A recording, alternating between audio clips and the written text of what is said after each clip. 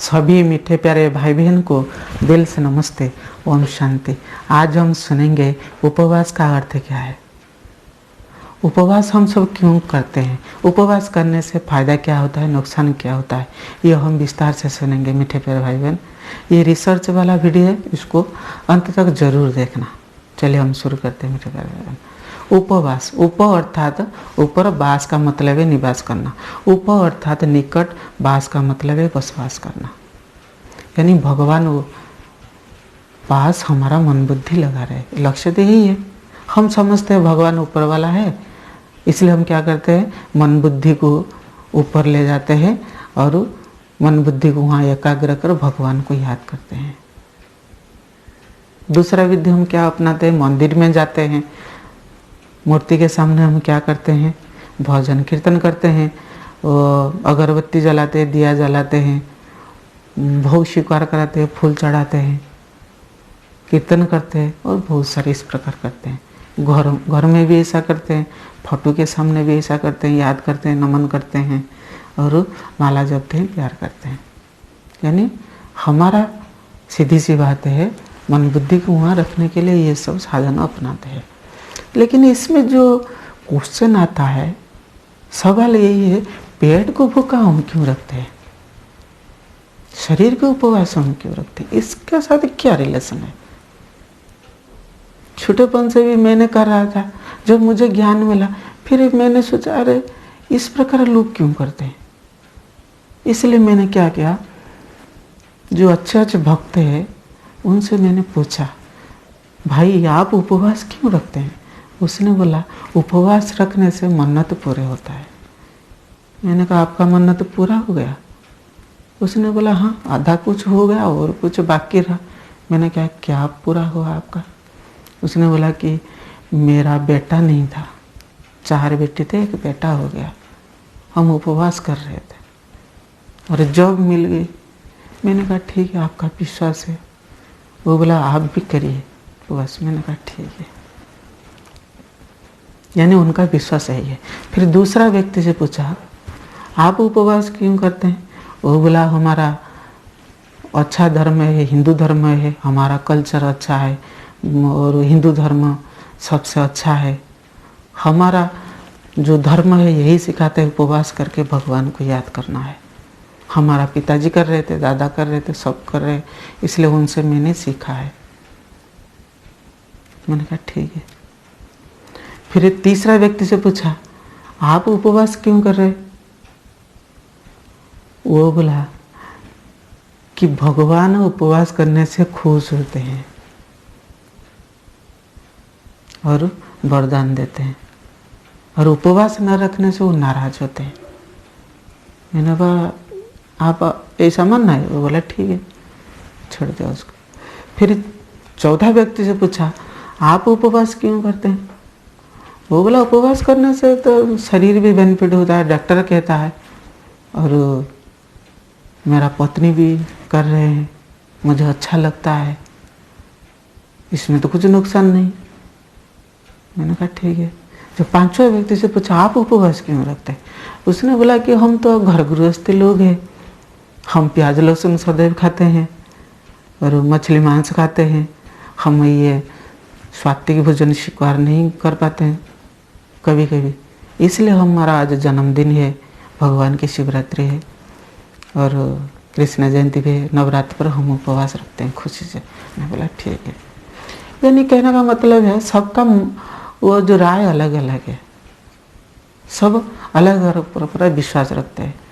विश्वास तो हमारा परंपरा है, भगवान को कोई तो आंखों से देखा नहीं है लोग कहते हैं, इसलिए जैसा कहते हैं विश्वास रखेंगे तो भगवान को मानेंगे, पत्थर के सामने पत्थर भी आपको फल देगा। इसमें सच्चाई क्या है, यही तो बात है।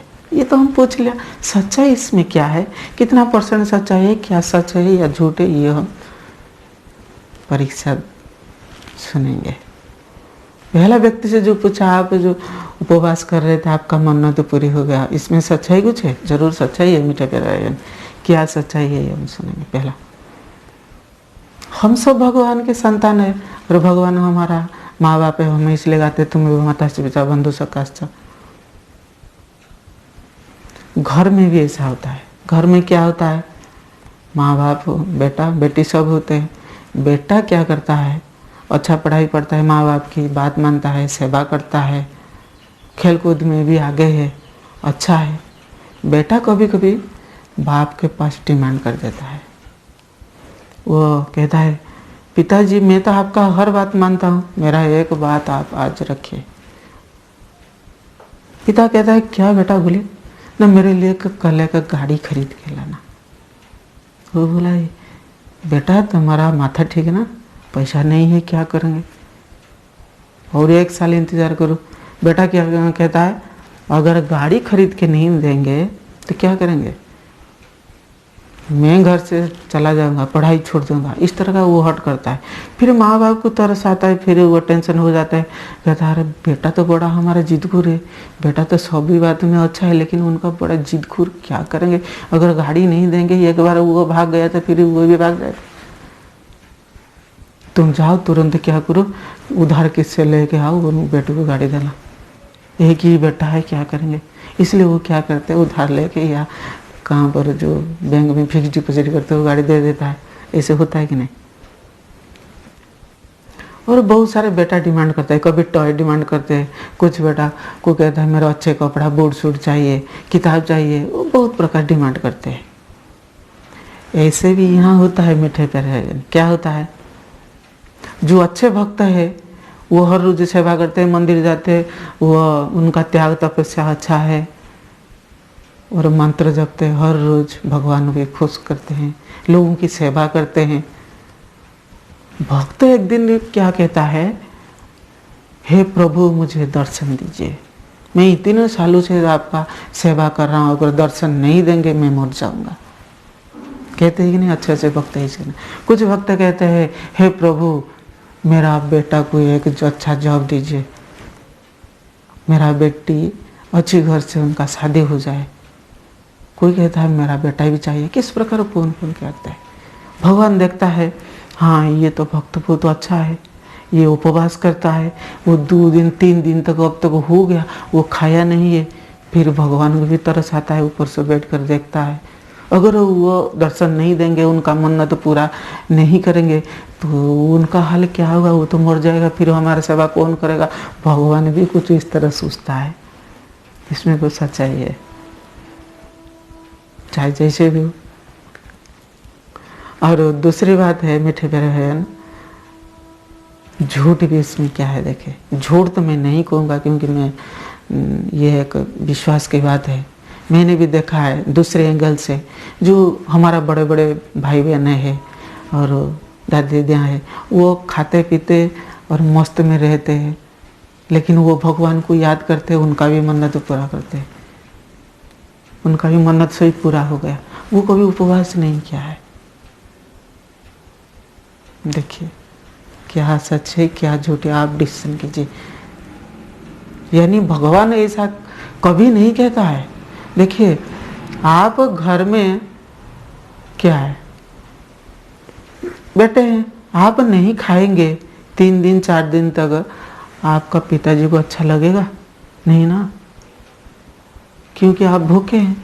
वो कहता है, पिताजी क्या कहते हैं, मेरे पास पैसा नहीं, 1 साल 2 साल के बाद फिर तुम्हारे लिए खरीद करके लाऊंगा, या 15 दिन मुझे टाइम दीजिए। कहता है कि नहीं, कहता है कि तुम खाओ पियो खुशी में रहो, मैं तुम्हारे लिए करूंगा, थोड़ा धैर्य धरो। इस प्रकार है, आप खाए पिए सब कुछ काम कर, लेकिन भगवान को याद करें। मन की बाबा कहते हैं हाथ करके दिल यारटे, ये बात हो गया। फिर दूसरी बात है, वो व्यक्ति क्या बोला कि हमारा कुल परंपरा है, मैंने भी देखा है कुछ लोगों का क्या हुआ है, वो आदत पड़ा हुआ है इसलिए वो करते हैं। और भी कुछ लोग क्या करते हैं, अगर वो नहीं करेंगे तो लोग भी नाराज हो जाएंगे, लोग कहेंगे अरे क्या उनका पिताजी कितना अच्छे संस्कार वाला है, ये क्या कर रहा है, वो नास्तिक है, उनका बेटा निकला है, लोग उनको छी छी करेंगे, खराब समझेंगे। ऐसा है कि नहीं। वो कहते हैं कि धर्म को मानता नहीं है, भगवान मंदिर जाता नहीं है, इस तरह लोग करते हैं, यानी कुल परंपरा है इसलिए वो करता है। तीसरी बात है, जो व्यक्ति से पूछा आप क्यों करते हैं, वो बोला भगवान को हम खुश करते हैं, राजी करते हैं। हाँ, इसमें कुछ सच्चाई, क्या सच्चाई है? भगवान बड़ा है। अगर हम भगवान को भोग स्वीकार करके नहीं खाएंगे तो हमको अच्छा नहीं लगेगा, क्योंकि वो सब हमको दिया है, दान दिया है। और भोजन स्वीकार कराने से क्या होता है, जो इम्प्योरिटी है, जो अशुद्ध है, वो भी सब दूर हो जाता है, भगवान भी खुश हो जाता है। चाहे मेरे लिए वो कितना प्रेम है, रिगार्ड है, ये सब है। फिर चौथा व्यक्ति से पूछा, वो जो क्या बोला मीठे भरे भाई बहन, वो बोले कि मेरा पत्नी भी कर रहे थे, मुझे भी अच्छा लग रहा है, और डॉक्टर भी कहता है तुम करो। हाँ, इसमें कुछ सच्चाई है, क्योंकि शरीर एक इंजन है। इसको अगर हम थोड़ा कभी कभी रेस्ट नहीं देंगे, डॉक्टर कहता है वो महीने में किसका हिसाब से 2-3 बार इसमें रहना चाहिए, इसमें शरीर को भी बेनिफिट होता है। बहुत सारे डॉक्टर लोग भी कहते हैं, सच्चाई है। फिर 5वां नंबर पर जो आता है, कुल परंपरा, ये विश्वास, ये सब करते हैं, हम देख के भी करते हैं, हम खुशी लगता है, अच्छा लगता है, क्योंकि भगवान की जन्मदिन है। ये सब बहुत सारे हैं मीठे प्यारे भाई बहन, इसमें सच्चाई भी है। और नहीं करेंगे तो ऐसा कुछ भी नहीं है। जो लेकिन कहता है हमें हर रोज नहीं कर पा रहे, प्याज लहसुन हम छोड़ नहीं पा रहे, वो भी करते हैं, ये भी कुछ अच्छा है। क्यों अच्छा है? क्योंकि देखिए हर रोज ये पाप कर्म करते रहते हैं। अगर वो 1 दिन 2 दिन या महीने में 4-5 बार उपवास रखेंगे, कम से कम तो वो जो तामसिक भोजन, जो तमोगुणी भोजन, वो तो छोड़ दिया, कुछ तो पाप कम हो गया, ये भी अच्छा है, बेनिफिट है। लेकिन हम कैसे कर रहे थे मीठे प्यारे भाई? मेरा अनुभव की बात, जब छोटेपन में हमको ज्ञान नहीं था, हम क्या कर रहे थे, क्या प्रॉब्लम हो रहा था, देखिए हम बोल रहे थे ना, फायदा क्या होता है, नुकसान क्या होता है। छोटेपन में देखिए, मैंने भी देखा है, आपने भी देखा है, क्या कर रहे थे, हमें जो सरस्वती पूजा होती है या गणेश जी की पूजा होते हैं, शिवरात्रि, हम भी उपवास रहते हैं, हमारा सब फैमिली एंटायर रहते हैं। यानी वो ऐसा है कि चैन है, हमारा इच्छा नहीं है इतना, लेकिन वो माँ बाप सब कर रहे हैं, लेकिन वो खाना पीना सब बंद, हम क्या करेंगे, लाचार है, इसलिए हम करते हैं। कुछ लोग क्या करते हैं, वो उनका माँ बाप करते हैं, या कोई उनका पति करते हैं, इनका पत्नी करते हैं, तो उनकी वजह से घर वाले भी परेशान होते हैं, है कि नहीं। वो बोलते हैं कि मेरा कल उपवास है, मैं मंदिर जा रहा हूँ, और तो मुझे डिस्टर्ब नहीं करना है। फिर वो कहता है वो मेरा पत्नी ऐसा है, मुझे अच्छा नहीं लगता है। क्यों? वो 4-5 दिन के बाद उपवास रखते हैं, वो तो खुद नहीं खाते, लेकिन हमको भी टेंशन करते हैं, इस तरह ही बोलते हैं। फिर भी जो हम मंदिर में जाते हैं, क्या हम करते थे, बड़ी बड़ी लाइन कतार में खड़े हैं, 205 लोग खड़े हैं। फिर हम देखते हैं, हाँ, घड़ी को देखते हैं, कितना बजा है, 12 बजे गया, अब तक मेरा लिस्ट नहीं आ रहा। वहाँ पर घर में फ़ोन आ रहा है, क्या करें, आज मेरा हाल हो गया, दिमाग खराब हो गया, मेरा पतिदेव गाली करेगा, फिर मेरा जो नंबर आएगा 2-3 बार जो बज जाएगा, अभी हम क्या करेंगे इतना समय। फिर जब पूजा समाप्ति के बाद फिर जाएंगे, फिर घर में ही लड़ाई झगड़ा शुरू होता है कि नहीं। इस तरह मैंने देखा है, बेचैन है, इधर पेट कें कर रहा है, आवाज़ दे रहा है, फिर उधर वो जो कॉल आ रहा है, घंटी रिंगटोन बज रहा है, कब आओगे, समाप्त तो हुआ कि नहीं, इस तरह वो भी चलता है। हमारा मन कैसे लगेगा मीठे प्यारे भाई बहन, यही सोचने वाले बात है। इसलिए तो मैं बोल रहा हूँ, फायदा क्या है। हमारा मन था उपवास करने के, भगवान के पास जाएंगे, मन बुद्धि लगाएंगे, खुश में बैठेंगे, कोई नाराज नहीं होगा। लेकिन भगवान को नाराज करने से पहले वो तो घर वाले नाराज हो जाते हैं, भगवान को कैसे हम राजी करेंगे, है कि नहीं।